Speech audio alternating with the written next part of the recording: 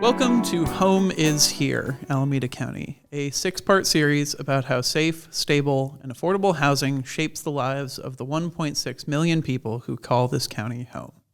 By the end of our series, you'll know what affordable housing really means and why it's so hard to find. I'm Tiedemann, housing specialist for the Alameda County Housing and Community Development Department. Today, we are talking about how we got here and how rising costs are reshaping our communities. To explore this issue, we are joined by Stephanie Hawke, the Associate Research Director of Land Use and Supply at UC Berkeley's Terner Center for Housing Innovation. Welcome, Stephanie. Before we discuss the crisis, can you tell us a bit about the Terner Center and the work that you do there? Yeah, sure. Hi, Erin. It's great to be here. I am from the Terner Center for Housing Innovation. It's a research center that's hosted by UC Berkeley. And what we do is a lot of policy-oriented research to understand how to create more housing here in California, in other states, nationally, looking at all sorts of different policy levers from local, state, and federal actors. So we are named after Don Terner, who has this amazing legacy. So he was incredibly important in California housing at HCD, very important in HUD, and then he came and he taught at UC Berkeley and was just beyond inspirational to his students. And so it's kind of capturing that legacy. He was always looking for an innovative solution. He was always looking for the next step in how to create more housing for the communities that he loved. And so that's really the legacy that we're trying to live up to. Fantastic. And, for those of us in the housing world, Terner is obviously kind of the first name we think around here, but you guys do a little bit of everything, of analyzing policy, sometimes sponsoring or writing legislation, looking at how we can use new tools. Is that right? Yeah, we don't really write legislation, but we certainly do. We do data-driven work and research, and we try to get in front of the right audiences. Mm-hmm. So our overall question today is all about how we got here in our housing crisis. But that's a really big question, so I wanted to break it down a little bit. Sure. Start with some of the basics. What does our housing landscape look like in Alameda County, across the Bay Area, in California as a whole? Yeah, so maybe if we start with California as a whole, we are in a housing supply deficit, right? And this is not because of anything that's been done over the last year or 2 years or however many months. This is really a chronic situation of underfunding. So there's the regional housing needs assessment, right, that is put out by California as a state, and it's brought down to the MPOs, and it says how many housing units your community needs to have like a in-balance housing market. Mm-hmm. And when you look at those numbers, we are hundreds of thousands of units short. And that's hundreds of thousands of families who don't have a place to live, right? That are either being forced into these like places where they are spending a lot more money than they can comfortably, or they're not able to move into California, right? It's just really unsustainable. So that's kind of at the macro. That certainly is playing out here in Alameda County as well. So if you look again at the RHNA, is what we call it, RHNA. When we look at the RHNA targets for Alameda County, it's on this 6-year cycle. We're about a third of the way through the cycle, and we've permitted about a sixth of the number of units that we're supposed to permit, right? Mm-hmm. So even here at home, we're seeing issues of maybe not quite enough supply to keep up with the demand that we have. So that's one thing, chronic underfunding for supply. Second, I think we should talk about like construction costs. They're really, really high in California. There's a ton of work that's been done about this. The Terner Center's got some great stuff that I'm sure you've read and memorized and really enjoyed. But that talks about how it just costs more to develop here, and we can get into why, than it does in states like Texas, sure, but also in states like Colorado, which have similar economics to us in lots of ways, but they have a way of developing at a lower per door cost than California does. Right. And that's really stymieing supply. Yeah. I want to get into the causes that you just talked about and the cost, but before that, you mentioned about our regional housing needs allocation, and that's not just affordable or market rate, that's all of it. And that's also, California-wide. This is not a problem unique to us, right? This is, everybody's behind on a lot of this. Yeah. It's always important to remember that as a benchmark that we are continually trying to get towards. 100%, yeah. All of California is in this deficit. I just brought it home to Alameda County because that's what we're talking about. But we could have this conversation about LA County, Kern County, all sorts of jurisdictions around California are struggling with this as well. Absolutely. And to delve a little deeper on that, as I said, that RHNA, it includes a couple different types of housing, just both, market rate as well as affordable. I wonder if you could say a little about, what do we mean when we talk about those types of housing? Sure. What does it mean to call something affordable housing? Does that have a defined meaning that we understand as practitioners that the normal person might not know? Yeah, the normal person wouldn't know because it makes no sense. Yeah. So it's super important to disentangle. So affordable housing, especially when we talk about housing affordability and like the affordability crisis, that is really connecting it to like the amount of money that you have in your pocket each month and if you can afford your rent, essentially, right? And so there's this idea of like a cost burden household. And the hope is that you're not paying more than 30% of your gross income towards rent any given month. Mm-hmm. That's our kind of standard of what is affordable. Now, if we think about that in terms of housing, there's two different things. There's naturally occurring affordable housing. It goes by like the very cute acronym of NOAA. Mm-hmm. And that is, maybe some older housing stock, but it's still great, but it's not charging these luxe prices that we see about, these new builds that are coming up everywhere. And there are lots of, really high rates, right? Mm-hmm. That like I certainly can't afford. That is not usually what housers are talking about when they're talking about affordable housing. Right. They're talking about capital A affordable housing, which is subsidized. Yeah. So the development of that is subsidized through lots of different ways, but including tax credits that are issued at both the state and the federal level. And that really, there's a lot of regulations about that. There's a lot of things they can and cannot do. I'm sure we'll talk about kind of the hoops that you have to jump through to get access to that money. But it's a pretty complicated process, and it's limiting the amount of capital A affordable housing that is in the state. Yeah, and I think now would be a good time to get into some of that. If you mentioned there are a lot of difficulties in building new housing of any type. Sure. And it sounds like that it's especially difficult if you're doing capital A affordable housing. Yeah. So, what are the stumbling blocks? Why is it so hard or so expensive to build housing here of any kind? And why is it especially hard if we want to subsidize that housing and make it available to the lowest income people in our community? Yeah. So if we start there, kind of the tail end of your question, right? If we're thinking about how to get access to this pot of, it's not even a pot of money, it's a pot of tax credits that then developers sell on to folks on Wall Street to get cash to fund their development, right? So it's already, that's like a kind of complicated process that doesn't make a ton of sense. Mm-hmm. But to get access to that money, there's a lot of hoops you have to jump through. And it's really, really, it's complicated, it's burdensome, you have to be an expert. Mm-hmm. And so it limits the number of people who can get into it and who are kind of competing for this money. The other thing is another real wonky word, capital stack. Mm-hmm. And that is how these developers are funding these projects. Because one funding mechanism, one access to this pool of money, that is not enough to get you over the top. That's not going to fund your project. Right. You're not going to have enough money. So we have this thing called a capital stack, which is you take money from lots of different places and you bring it all together, and that's how you get your development to pencil. That's how you get enough money to put your shovels in the ground and actually get like houses for people. Right. But assembling all that money takes so long. Think 3 to 5 years. Mm-hmm. And while you're doing that whole process, you have carrying costs. You have costs of the land that you've already purchased. You've got interest rates on the loans for that land. You've got people who are you've got a lot of costs. And so those costs add up over mm-hmm. time. And so even before your shovel gets in the ground, you may be millions of dollars in the hole, which is at the tail end, right? What do you think that does to the project financials overall, right? It makes it really, really difficult for it to be a feasible project.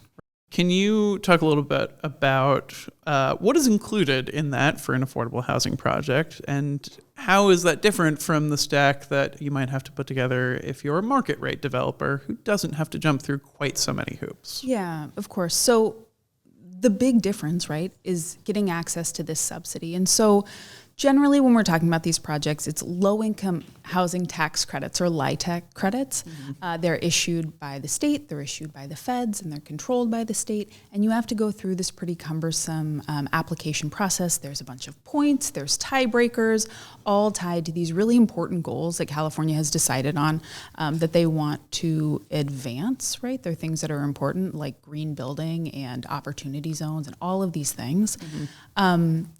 But as you can imagine, that's complicated and hard for people to do. And so that is a huge hoop that market rate developers simply don't have to do, right? They have to show that their development is going to pencil. They have to show that they are going to be able to like command the rents or resale values that they think will be associated with the project.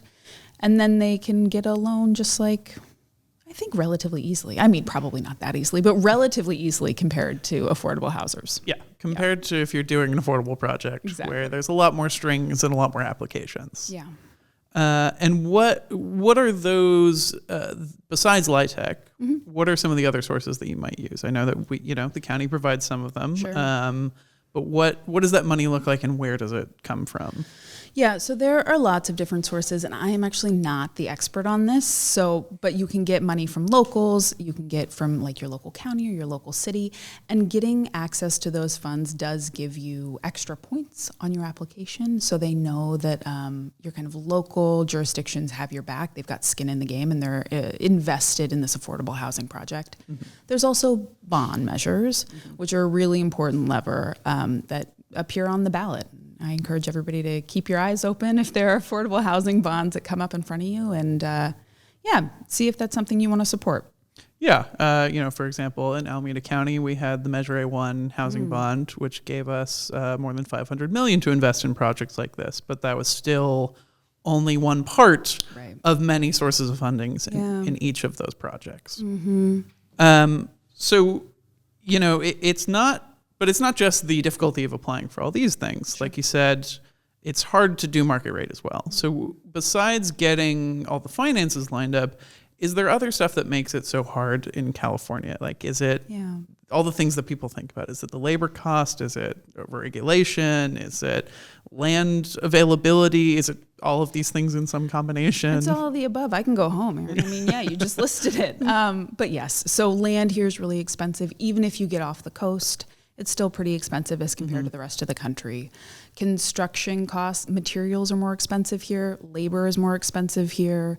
And the regulatory burden is real, right? So we have we've got 450 jurisdictions here in California, and each one has their own building code.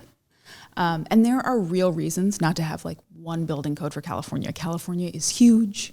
We have lots of different things going on in terms of seismic and weather and all sorts of things. So we should have a variable building code.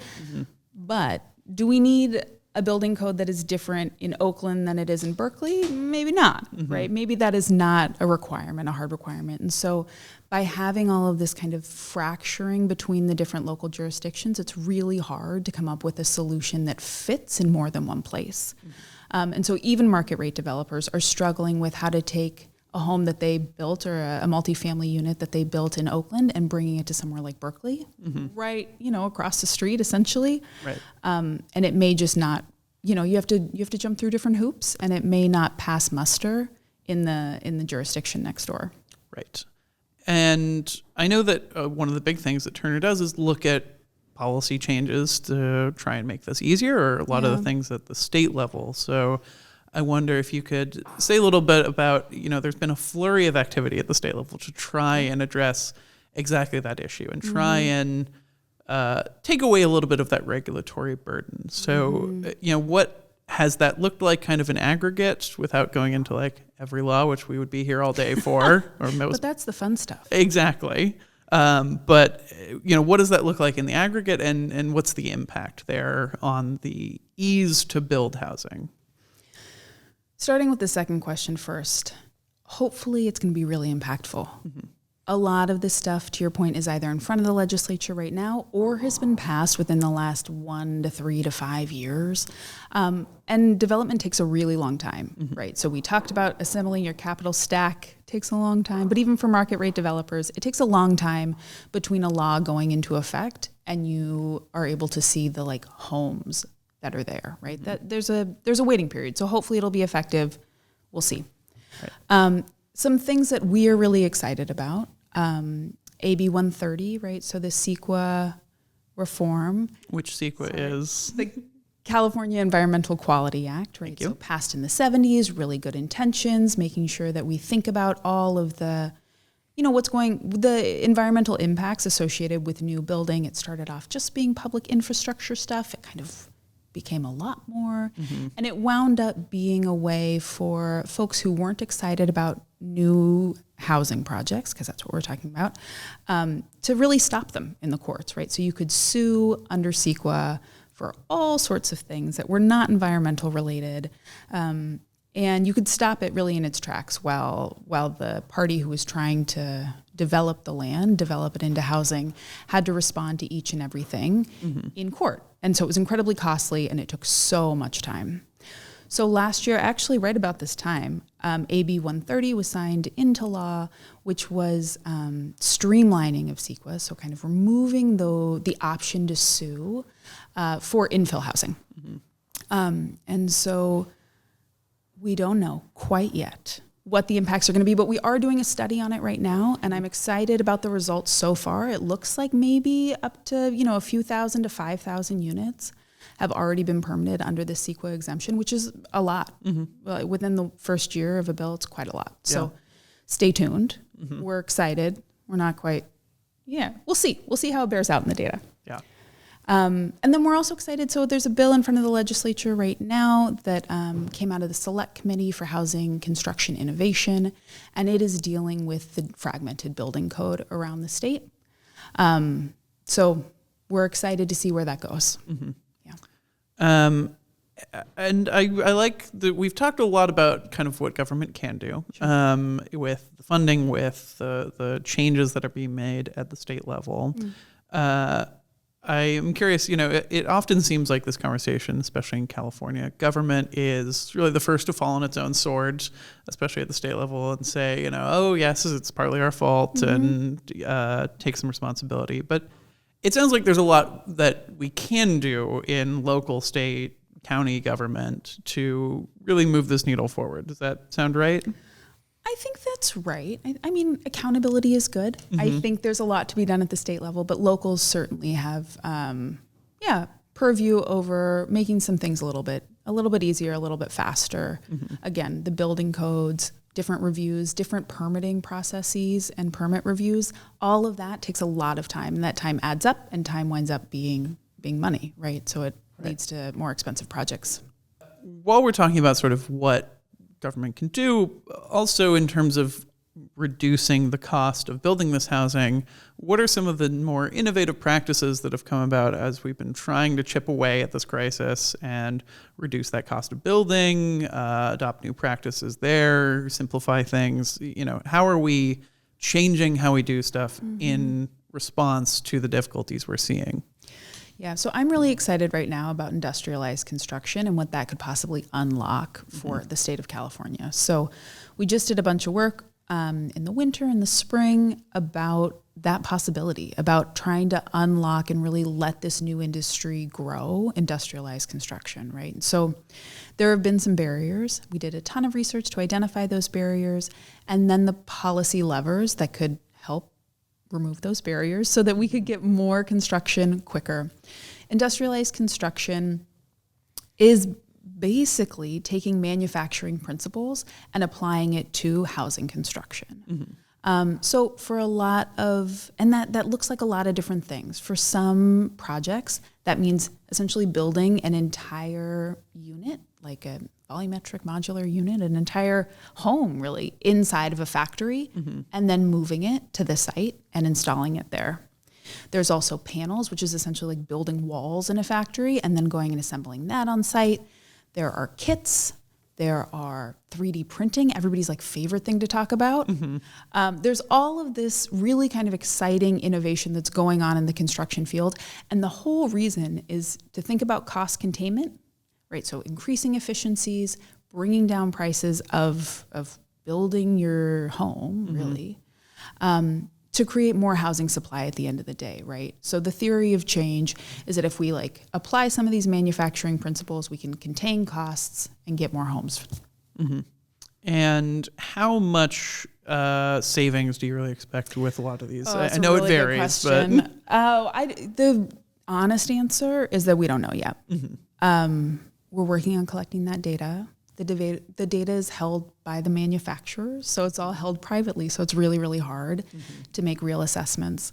Right now, the field puts it at anywhere from 5 to 20%, both in terms of time and cost savings, which could be really, really huge. Yeah. I am very excited to like actually dig into that data and be able to show how these projects really differ. But we may not know exactly how it'll all work out with those, but we've seen these projects go into the ground around the Bay Area, and we have successful stories, right, of this sort of new approaches being used to build housing faster and cheaper. Yes? Yes. Yeah, for sure. We work closely with a couple of people, a couple of developers and a couple of factories locally, and they have had really good results. So it's really promising. We wouldn't be putting our time and our effort and thoughts and all of this into it if it wasn't something we believed in. Great. And then that's around sort of the construction methods part of this. Are there other, new things that we're trying or ways we can make this easier to try and address the problem in terms of, land use or making that capital stack simpler? What are we doing otherwise to try and dig our way out of the hole that we're in?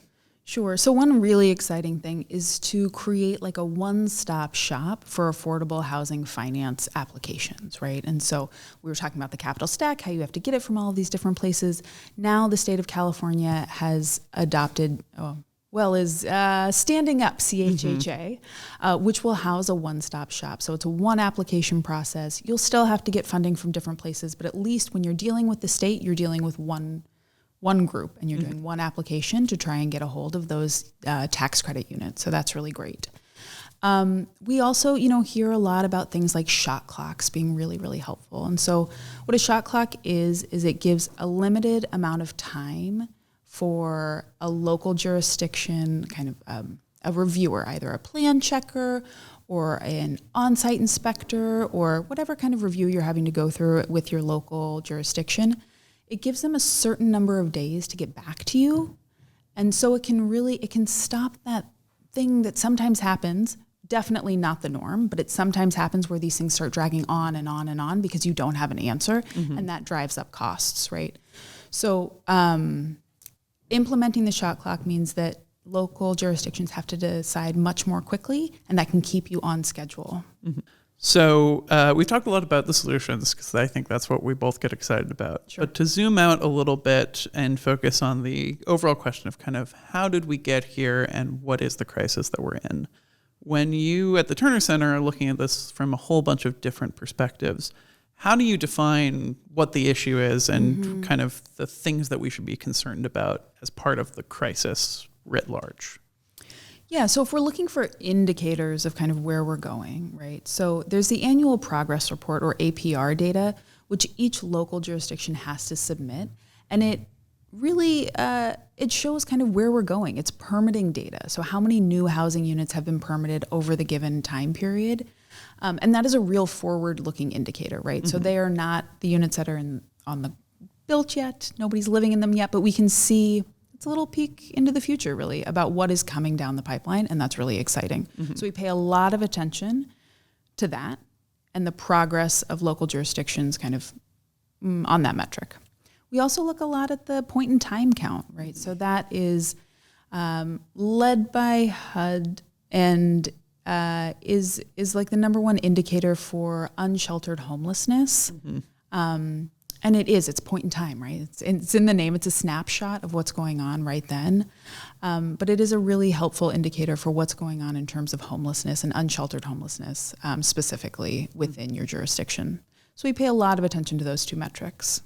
Yeah, and to talk a little bit more about that homelessness part of this, because I think that is the most visible part of this crisis for a lot of people. You mentioned, the point in time count is a really useful thing. It is literally, like you said, a point in time. It is people go out at 5 o'clock in the morning and literally are trying to count people on the street. But that doesn't, capture all of it. And so how else do we sort of measure that homeless population? And what does that, look like in terms of what services we're providing or trying to keep track of people and all of that? Sure. It's really hard. I mean, to be frank, right? Alameda County, just for one, is huge. Like it has Oakland, and then it has all of these other jurisdictions as well that are really, really small and may not have any homelessness services at all. That's really the point. And so it's very hard to get a read on what's going on, right? So there's the visible and unsheltered and on the street homelessness that we're talking about, but there's also a lot of examples of people doubling up, right? Or living in places that were not really meant for people to live in, and that is much harder to capture. Luckily, we've got people at the Terner Center doing really good work on that. But yeah, it's a really hard question. And how do people become homeless? How is that related to the big housing crisis in terms of we just don't have enough supply? Like, how do we go from there are not enough homes? It may seem obvious if there aren't enough homes, there are people who would be without, but those people came from somewhere. They were our neighbors at one point and still are. How did they go from one to the other? Yeah. Well, in the latest point in time count, I think for Alameda, it put the count of folks who were from Alameda County and now are on the streets in Alameda County at 80%. So your point about them being our neighbors is really true. How did we get here? So when there's not enough supply and there's a lot of demand because everybody wants to live here because it is great, rents go up, right? We've all experienced things are really, really expensive. Housing is really expensive here. And so to go back to that cost burden that we talked about in the beginning, 30% of your income, people who are living and having to pay more than 30% of their income for their housing costs, the more you're paying, the more vulnerable you are, right? So any kind of exogenous shock, anything else that happens, whether it be a medical bill, your car breaking down, you lose a job, you are really vulnerable to losing your housing. You're forced to make these really hard choices between paying those things, paying to fix your car, paying for your hospital bills, or paying your rent. And that starts to add up in really, really precipitous ways. And people wind up on the street. Right. So, if you're already hanging on by your fingertips and it just keeps getting harder and harder to afford, and there are fewer and fewer units on the market that you could use as an alternate. If your rent goes up or you can't afford it one month, then it's just more likely that you're going to end up without a home at some point. Exactly right. And so I think that's really helpful of understanding kind of how we get from this big housing crisis to homelessness. This is a prevalent problem. But you also mentioned, there's a bunch of other things that happen as a result of that, of overcrowding, of, doubling up, or of just being in a home that you can't afford, right? Yeah. Of, what does that look like and how worrisome is it of, a lot of overcrowding or a lot of people who are in just homes they may be paying 30 to 50% of their income for? Yeah, it's really worrisome, right? I mean, it's a really big problem and it's really prevalent. I think what we said before, right? If you're paying too much of your income, you become really vulnerable. And any kind of exogenous shock is going to be really hard to bear. So let's move back in time a little bit. We've talked a lot about the challenges now and how the crisis expresses itself, but how did we get here 20, 30, 40 years ago? What decisions were made or not made, or funds not spent that means that we have such a deficit of supply? Yeah, the short answer is chronic underfunding, right? So both from the state level, but also from the federal level, there just hasn't been the investment in new supply that we really needed as California's population has continued to grow over the last 30 to 40 years.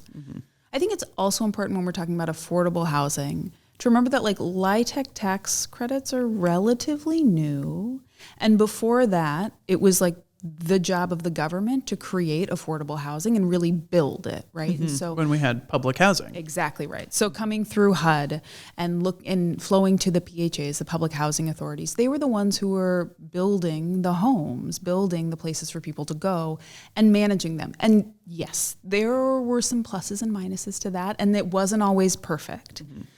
But the decision to take funds away from, the government entities who had been doing this for a while and instead reinvest them into the private market for development has effects, right? There are knock-on effects.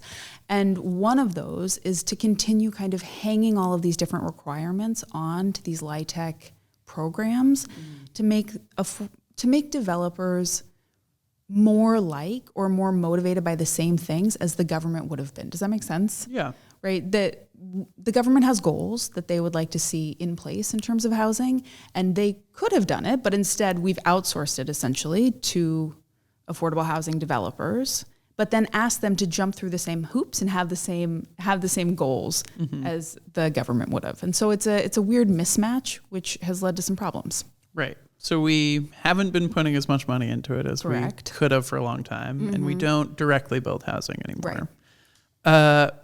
Well said. maybe a little more on the nose. Yeah. But that means that a lot of what we've been doing is relying on the private market, right, to build all the housing we need. And it seems like that hasn't necessarily worked for the lower income people, the people who are, like we said earlier, kind of hanging on by their fingernails. Is there a way, do we have policy levers to make private developers build all the housing we need? Is that something that we can expect, or do we really need this sort of concerted government intervention into something like tax credits, investment, or even public housing? Yeah, it's a great question. And if I had the answer to that, that would be wonderful. I think that we can ask private developers to do quite a lot, and we do ask them to do quite a lot in this space. I think thinking that they are going to solve the housing crisis for everybody at all income levels is probably a little problematic. Yeah.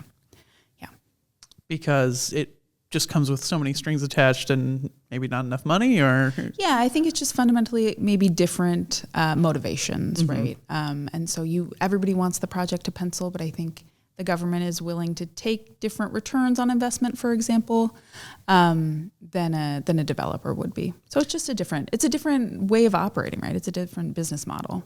Yeah, and it's always important to note that it is a business. The government gets involved and we can subsidize housing, and we don't take a return. The return for us is that there's someone in a subsidized unit who is paying less for their rent. Yeah.